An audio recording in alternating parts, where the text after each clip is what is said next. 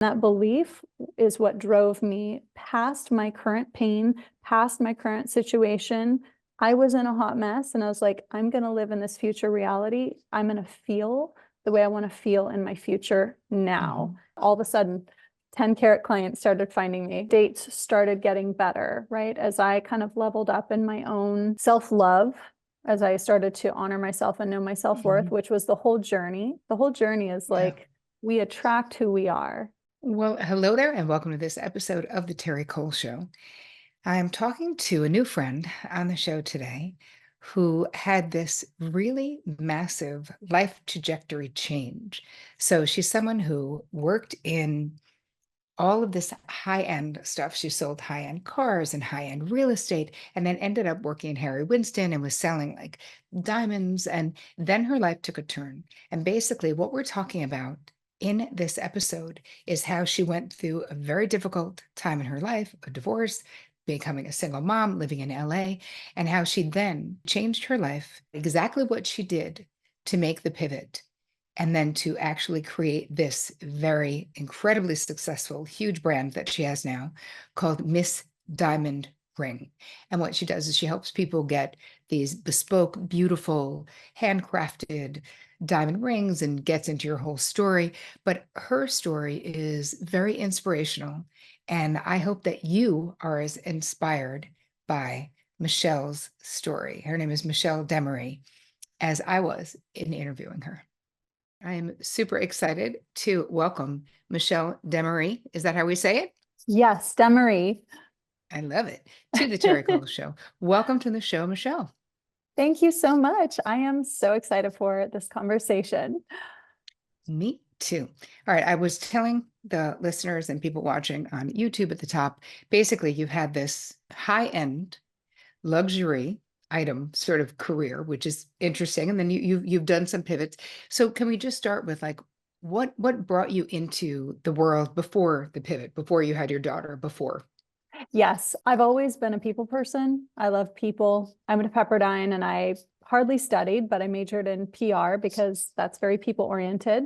And when I graduated, I ended up working in sales. So my life, I've always worked in sales because I love people. I know people. I kind of accidentally ended up selling high-end things, high-end homes, high-end cars. And when I was in Chicago, chasing a relationship, because again, I'm a people person chasing love, I tripped and fell into the diamond industry at Van Cleef & Arpels, which when I first heard Van Cleef & Arpels, I thought it was a law firm, but it's a high-end Parisian jewelry store.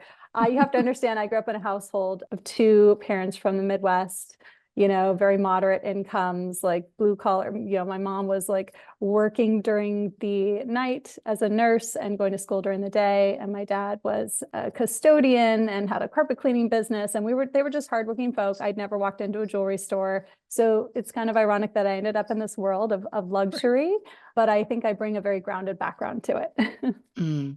Super interesting, though. And how did your folks feel about your choice of careers then before the switch?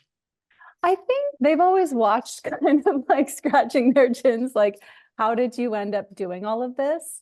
But my mother's actually both of my parents are very hardworking, and they always really pushed us to work hard and build a better life for ourselves. So that was always in me, was a very strong work ethic and a drive to kind of like do better and build a better life. My brother and I are very musical, just a very kind of like creative family. I just landed where I landed. I didn't have a specific focus. It was just people, and life kind of took me where it went. I actually think that's how life is for most people, is like at the core, we have our passions, right? Like I've always loved people, and I do sell jewelry, and that's what I do, but that's not who I am. Who I am is Right. what I bring to my career. And I think we all kind of do that.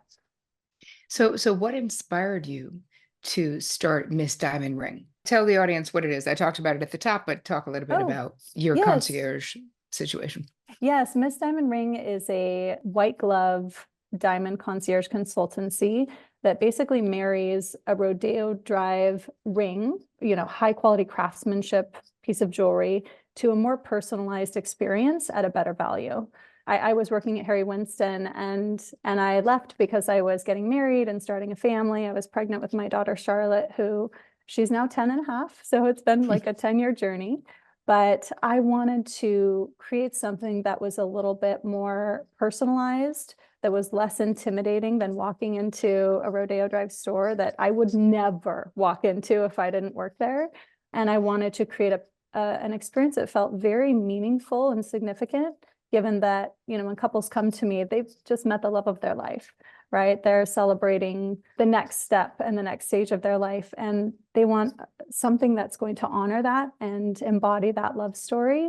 And that's what I wanted to create. I didn't really think it quite existed yet. I went actually to a retreat that Lori Harder was hosting. She's like a female entrepreneur, and one of my best friends, Rebecca Caffiero, had invited me to go to this retreat. And it was at a time in my life where I knew there were going to be some changes. Charlotte was one. And, we've all been in those relationships that we're trying to make work, and we know it's probably not going to. And so for me, the thought of starting my own business was scary, but it was kind of the next step.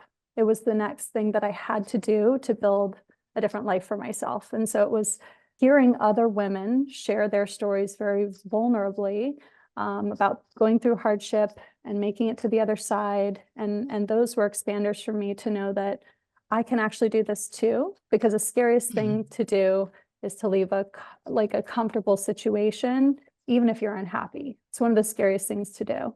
But we've all been in those situations where we're questioning life. We're questioning, why am I here if I'm this unhappy, feeling alienated, not feeling like ourselves. And so I knew I had to make a change. And this business was the next step of my evolution. And it was incredible women sharing their stories vulnerably, like I'm doing now. Like, this is actually very scary for me to do for you, so that other women can step into the next stage of their self-actualization. I was going to ask you, because being a people person, and the subtext of that to me as a psychotherapist is a people pleaser, right? That Oh, yes.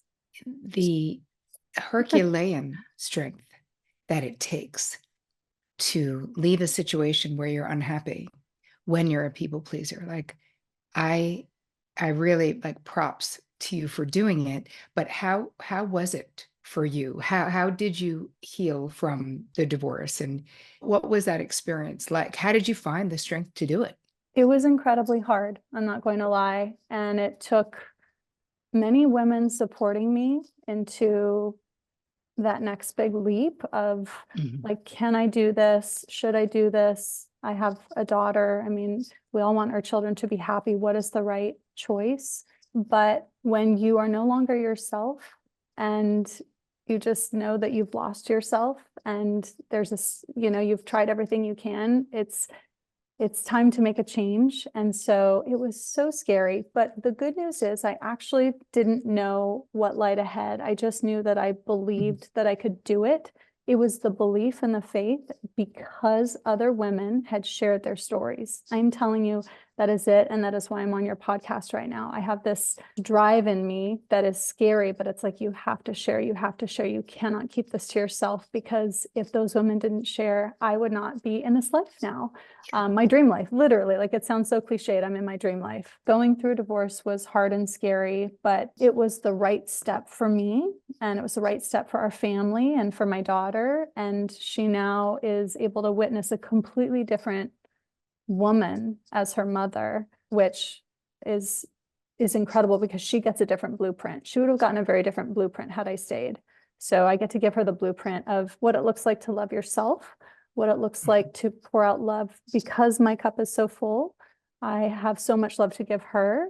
I've attracted a partner that pours so much love into me and her, like someone who's not even his child.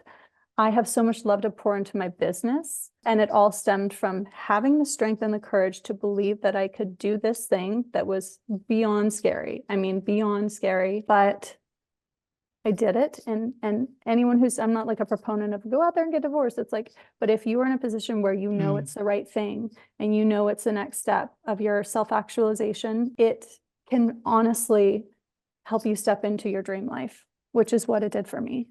Yes. The thing that is really resonating with me with what you're sharing is the importance of women gathering, the importance of the sacred containers that are created when women gather and when we support each other. And it's interesting, my own life experience, I've always been a girl's girl, not to be confused with a girly girl, right? No, Like I've no, always yeah. been a gal's gal, I guess you'd say. I have three older sisters. I have the same friend since 1970, like literally. So I've always been gathering women.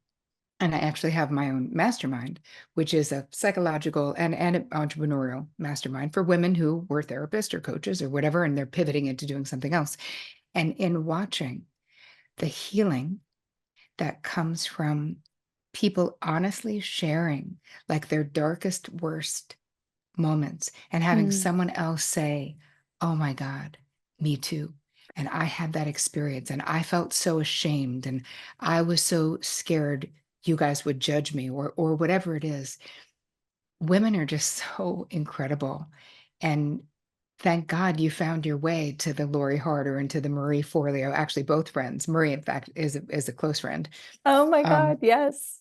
she's the Her best. course, she is. I've never met her, but like I do hold her on a pedestal because her work ethic, what she created, literally like taking her B school, her course, I was like, Mhm. whoa, what is this woman doing? She is just like shining Mhm. unapologetically. She is just owning who she is. And it gave me the courage to do the same thing. Truly, truly, like other women just doing that, it gives other women the permission to do it. And it's such a beautiful thing. Being able to like investing in yourself as a woman when you're going through a divorce is actually the thing. The more love you pour into yourself, the more whole and complete you get faster. And then as you become more whole and complete, you can pour that out to others, which is what makes your life so rich, abundant, and beautiful. Like that's what Right. built this new life was that. So Marie Forleo, God, of course, Lori Harder's retreat, and then Ryan Haddon, who I was chatting with her before our podcast, and her hypnosis helping me call in abundance and ease and just the Mhm. manifesting and working through my subconscious was life-changing. It helped me understand what self-love was. I didn't even know. And it was women. It was like the community of women. It Yeah. was Rebecca Cafiero who like helped me build my brand in a container of women that were like, you can do this, Michelle. This is going to work. And I was like, I don't think so. I don't think it's going to work. And they're like, yes, it will. And that's all. I just needed to hear a small group of women believe in me in order to do that. It's so beautiful though to hear because you have this story of your own evolution, but so much of it has to do with self-love. So much of it has to do with you turning in. It seems like, I mean, how was it for you to build this business basically from scratch, which is what you were Mhm. doing as a single mom living in Yeah. LA, dating, trying to balance parenthood, love, career. You were doing all of this at the same time before you met your partner. So can you Yes. share a little bit about that with us? Yeah. It was it was a lot. But I would say like the beauty and the power of having a few resources and support systems to remind me to come back to myself. Those were the things that kept me sane. So it was scary and overwhelming. The pandemic happened during all of this, right? Where my daughter's school shut down. So I then became a full-time teacher and a full-time business owner and was also dating as a single mom. It was fragmenting, it was scary, but also it's like, yes, that is true, but I had a very clear vision of how I wanted my life to be, and I funneled everything. I like curated my life. I was like, I'm going to look at my vision board every day. I'm going to listen to the music that inspires me. I'm going to do 45 minutes of meditation in the morning and the evening. So I wake up and I go to bed in this feeling state that I know is going to attract this life to me, Mm. even if my life feels like a hot fucking mess right now. I was like, I am committed to this future. I knew I could do it because I heard the Joe Dispenza meditations. I'd heard too many people who had had success stories, Yeah. anecdotal, no, not clinical study, but I believed. And that belief is what drove me past my current pain, past my current situation. I was in a hot mess and I was like, I'm going to live in this future reality. I'm going to feel the way I want to feel in my future now. Mhm. And that's what drove all of a sudden 10 carat clients started finding me randomly. The dates started getting better, right? As I kind of leveled up in my own self-love as I started to honor myself and know my self-worth, Mhm. which was the whole journey. The whole journey is Yeah. like we attract who we are, right? So Mm. like if you're in a relationship that you attracted 10 years ago when you were at your lowest point, chances are it's not going to be the greatest. And so you either evolve together or you have to Right. separate and evolve up and then attract at that next level, whether it's business, personal, friendship, like everything is going to attract into your life at the energetic like level that you have toward yourself. The amount of love that I had toward myself as it increased and grew, my clients started getting better. My friendships, I rebuilt my entire friendship circle because when you get divorced, everyone abandons you. Like almost everyone is, not everyone, but a Yeah. lot of people just don't want to be a part of that. And that's because you're in toxic energy, which is also something to be well aware of. When you're at Yeah. your worst, people don't want to be around that. So it's like you want to shift your energetic state to something more positive, even if you're not feeling the best. It's like being committed to that feeling state. There's something though, what's required, right? If we're talking about manifesting, right? Because I remember when The Secret came out many years ago, and I remember just losing my shit altogether. I was like, oh my effing God, I knew this was how it was. I knew the power of my thoughts and my mind and my feeling state. I knew it long before. But then to see The Secret, even though my husband hated it, he was like, this is so fucking stupid, blah, blah, blah. Oh yeah. I was like, hey, I don't just get out of my way. I'm manifesting Mm. all the money in the world. Get lost. Like just I don't care what you do, just get out of my way.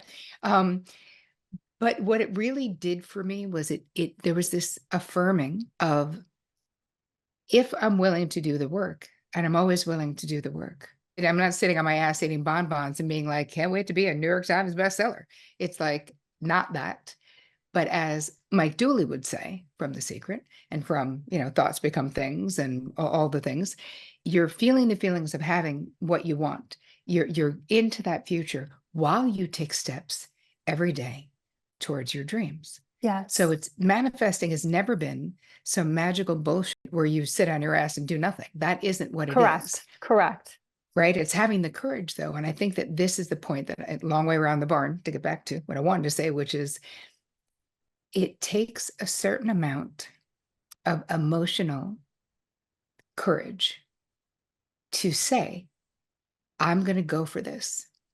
I'm going to believe I can do this. I'm going to believe I can write a book. I'm going to believe I can do television. I'm going to believe that I can help people all over the world, going from in my case, my one-on-one therapy practice in New York City to creating this enormous platform that, of course, when I started doing it, I had no idea how to do it, but there was some driving belief.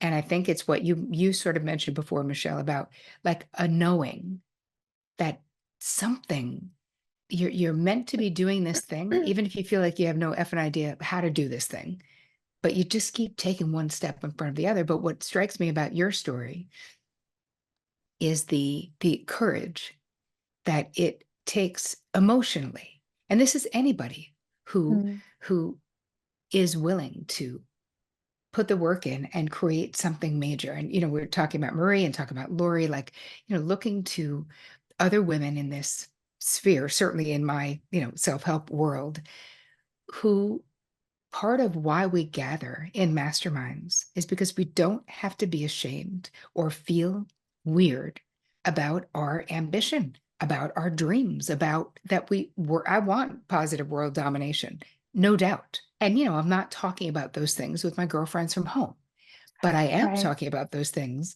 with Yes. other female entrepreneurs who get it. So it just brings me back to what you're saying about the power of investing in yourself, because that's one thing that I also took away from your story is that even investing in B School, $2,000 or 2,500 or whatever it is now. I remember when B School, I was in the first session of B School back in the day, and I knew Marie through Chris Carr and a bunch of other people, but I was a therapist. I had no idea how to market anything like as a Totally. therapist. But there's something about putting money down and saying, I'm worth this. So what Totally. was your experience of investing in yourself in that way? Honestly, that was what helped me rebuild myself was investing in coaches, investing in women who were committed to supporting the evolution and like helping me become more self-actualized, helping me come back to myself and grow in love. So it was many investments, but it was never a question, because it was almost like hiring a personal trainer. You know, you're not going to do it on your own. You need an accountability partner, and you need someone to remind you, yes, these healthy snacks are important. Yes. Like in Ryan Haddon's case, it's like anytime, I mean, dating in LA in your 40s, like with a child, is not fun. It's not fun if you're 25 and you're the hottest chick on the block. Like there's just a cheesecake factory menu of options for every person, and it's harder for single men and women to commit.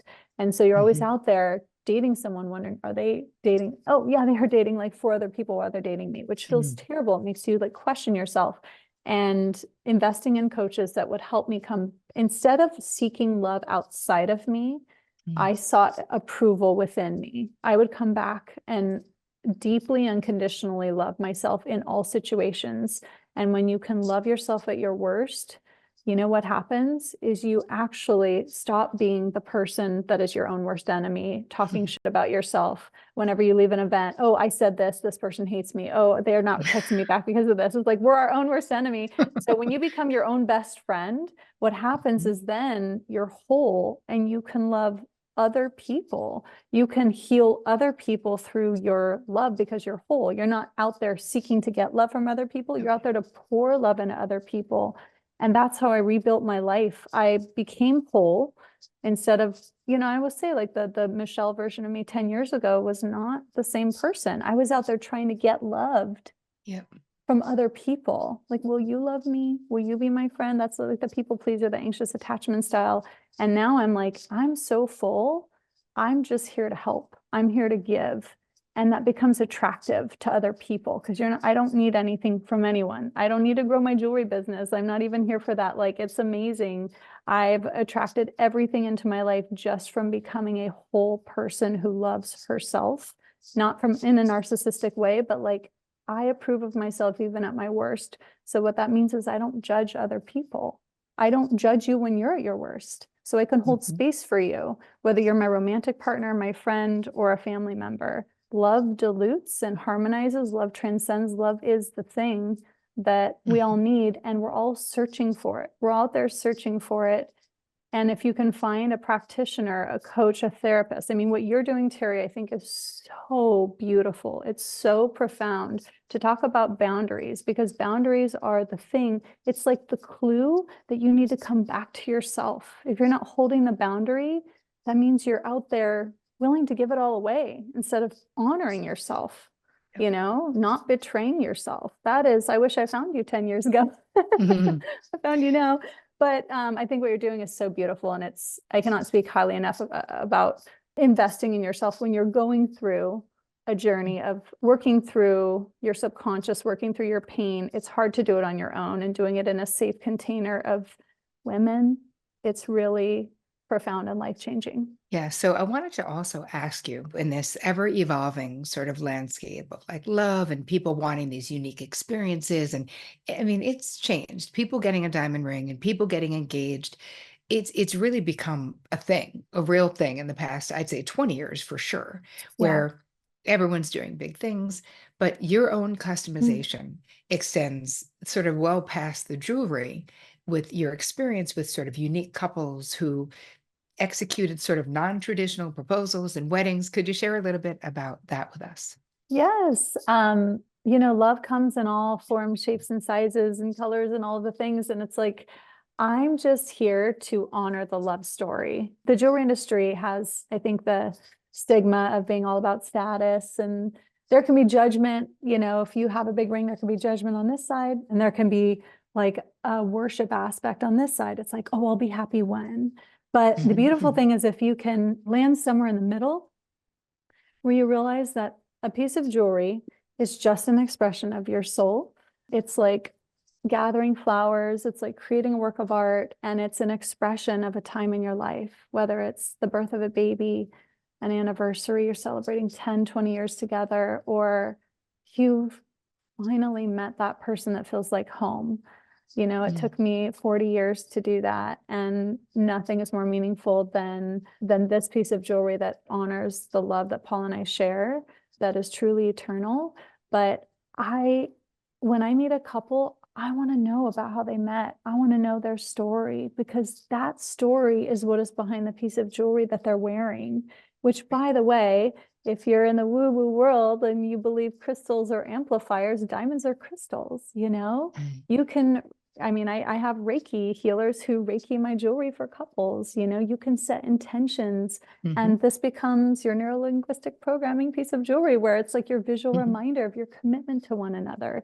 So there are many avenues I take, and I'm very conscious with every couple as to what's meaningful to them, how they came together, how to create a work of art that is like the highest level of bespoke. When I worked on Rodeo Drive, we created beautiful jewelry, but it was a bit more cookie cutter. We couldn't customize in the ways that I wanted to. If a client wanted to change something, it would take 3 weeks to get an answer on like a 6-figure ring. And so for me, it's like, I can create anything. I can pull gold from their hometown. I can pull gemstones, I can create their fingerprint on the inside of the ring. So they're always connected. Can etch a little something on the diamond from one partner to the other. So the process is as personal as it gets. And I think Mm. that's how it should be. This industry really, though it's male dominant, like I think the more women that come into the space are like, let's get back to the feelings. For me, it's like, let's get to your love story and let's create a work of art that honors that. And that every time you look at it, this is made for you, no one else. Your story is Mhm. not cookie cutter. Your ring should not be cookie cutter. Right. And I'm here to create the best experience for my couples.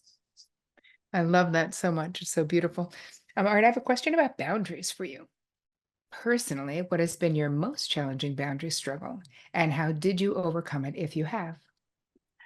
That's such a great question. I would say in the dating process, I had never actually dated. I was always a serial monogamist. Oh my God, me So, too. oh, really? Dude, Yeah. it's so funny. I've interviewed so many people. I've never had anyone ever use that term, and I always use that term to describe Really? my life. That's so funny. Yes. High five, serial monogamous. That's what I'm Woo! talking about. So after I got divorced, I was thrown into the wild, wild west of LA dating on Mm. Hinge, Bumble, The League, every app out there you can imagine. Learning to establish boundaries was key to successful dating. And it took Mm. me a few years to understand what that meant, because everyone is swiping 100 people every day. You're trying to Mhm. be cool and be like, oh, I've got options too. And so I played it too cool to where I would be dating someone thinking that we were exclusive and they were dating other women. And that felt Mm. so terrible. And so I finally got to a place where I showed up open, warm, but also transparent and clear about my non-negotiables. Once I claimed, I'm like, I am not here to see if I'm good enough for someone else. Like, I'm here to show up as myself and find a match for me.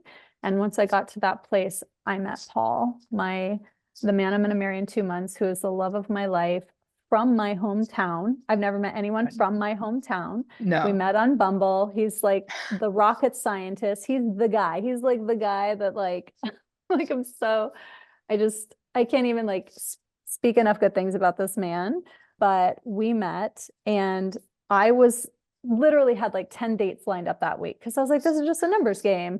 I'm Yeah. not going to show up trying to find my soulmate. I'm going to show up and just get to know another person and be so transparent about who I am. And so with Paul, I was so transparent. I was like, so, we got to know each other. We discovered we're from the same hometown, but I was just like, so I just want to be really clear. I'm looking for the love of a lifetime. Like, that's what I'm looking for. I'm a single mom. I have at the time, it was like 7-year-old daughter. If you're looking to date 100 other women because you're just Right. getting started or whatever, I'm like, that's awesome. I've got like 10 girls I can set you up with. I'm like, that's not what I'm looking for. I'm looking for someone who is looking for something serious. I know what I bring to the table, and I wasn't bitchy about it. I was just Mhm. like, this is who I am. If that works for you, great. And if that doesn't, totally cool. I understand. Like, I'm just trying to find the right fit. And I had like a level of detachment that was like, it's okay, wherever we're at. And it was very attractive to Paul. He's like, no one had ever said anything like that to me. And it put me in a different category in his mind. And that was it. That was it. He had never, dated a single mom. It was almost like he almost didn't click on that. We're the same age again, but different stages in life. He was focused on rockets. I was doing all the things, but it led us to one another. And I believe like setting the boundary and not trying to say the thing you want others to hear, but saying the thing that holds true to you is going to attract the partner that you can last with, because you don't have to pretend to be anyone else. You just show up as you are. That's actually such a beautiful story and such a great illustration of what happens when we can hold our boundaries and tell the truth, right? The subtitle of the book, right, is The Essential Guide to Talk True, Be Seen, and Finally Live Free. And in the talking true, not making anyone wrong, not making anyone right, literally just saying, this is what's real for me. This is what I need. This is what I'm looking for. It's funny. I did something super similar with my husband where I didn't want to get married really. And I had accepted that I wasn't going to, because I was like, you know what? Every mediocre relationship I've been in, I'm less happy than when I'm single. I have a great life. I have an amazing career. Like, I don't need this, you know? And I remember saying to my girlfriends, like, I'm not dating anyone, no more unexamined minds. Like, I'm done. So I'm not dating any men who haven't had a lot of therapy. And they were like, what do you mean? What's a lot of therapy? I was like, 20 years. Someone has to have 20 years of therapy. They're like, yeah, good luck, lady. Good luck. I did not care. And when my husband and I met, I was like, oh, how do you feel about therapy? And he was like, oh, I'm a big fan. I was like, how big? He was like, 20 years big. totally. I said, he said, I've had a lot of therapy. And I said, about how much if you had to approximate? And he said, oh, at least 20 years. And I was like, check the box, baby. Moving on No to date number 2. way. Yep. No way. It's like that. By the way, just dating in LA, the same thing happened with my clients. I started passing on clients that I could tell were going to be an absolute headache, Yep. right? And I created a barrier. I'm like, no, like I'm going to choose who I want to work with. And that shifted my clients. Like I got my dream clients when I held the boundary. I held the boundary. It was like, there's a minimum to work with me, and you need to be a nice person. That's a Yeah. minimum. And you can't be an a-hole. That's all I'm saying. Exactly. Like, yeah, it's just like that. The boundary, it's like when you hold yourself at this regard and you're like, this is my boundary, that everyone will show up and respect you at that level. Yes. And it's like, it's important to do that at the beginning of a relationship across the board, Yep. because it's hard to change that halfway through. Like you Yeah. just I always almost say can't. early and often, I always say, actually, people can, because I've been teaching it for years, but it's harder. You know, you have an established dance with people, and it's Yeah. harder establishing, just like you said, establishing early and often, especially in new relationships. It's like you have a clean slate. So I always say to my therapy clients, you know, whatever didn't work, let's break it all down. What didn't work in your last relationship? Where were you self-abandoning? Where were you not upholding boundaries? Where were you not setting limits? Now, in this new relationship, we're going to do all of those things, because this person doesn't know you from the last time, right? Like you got a clean slate, you know? So, Totally. Michelle, this was so fun. Tell us where we can find you. Oh, well, you can find me on Instagram at Miss Diamond Ring, MISS Diamond Ring, or just missdiamondring.com. If you want to learn about diamonds, you can go to my YouTube, but otherwise you can find me here on your podcast. I love it so much. Well, thank you so much for sharing your story. I hope that it has inspired tons of people who are listening and who are watching. And I Me really appreciate too. you making yourself vulnerable and telling us. I really enjoyed our talk. Thank you so much, Terri. It was a pleasure.